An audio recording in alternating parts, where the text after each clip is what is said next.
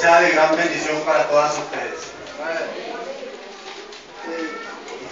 Quiero colocar unas palabras para todas ustedes en nombre de los caballeros.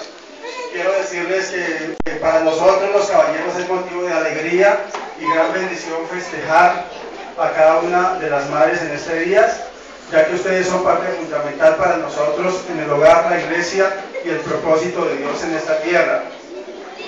Doy gracias a Dios por sus vidas y les pido que las siga bendiciendo, llenando de gracia, favor y sabiduría para que continúen siendo la luz de Dios en sus hogares y sus familias.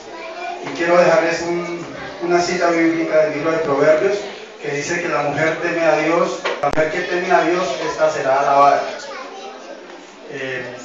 Solo desearles lo mejor, decirles que Dios está con ustedes siempre, para que sigan siendo la luz en sus hogares y en todos los sitios donde estén.